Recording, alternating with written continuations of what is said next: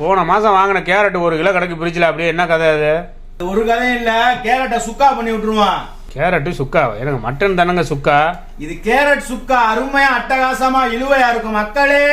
ரசத்துக்கு இழுவையா இருக்குமா? இழுவையா இருக்கும் மக்களே.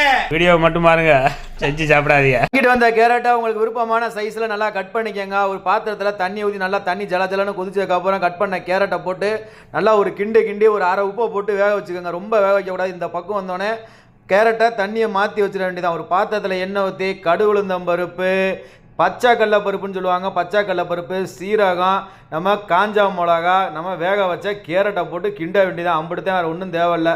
ஆல்ரெடி கேரட் வந்துருச்சு. மஞ்சள் தூள், மிளகாத்தூள் 2 மசாலா நறுக்குன்னு போட்டு தேவையான அளவு உப்பு போட்டு நல்லா தண்ணியெலாம் சுண்டி இழுக்கிற அளவுக்கு ஜலன்னு பிறக்கி விட்டு மலைச்சாறு மாதிரி மல்லித்தலையும் பெப்பரையும் போட்டு இறங்கினீங்கன்னா கேரட்டு சுக்கா ரெடியாயிரும் மக்களே. அருமையாக அட்டகாசமாக இருக்கும்.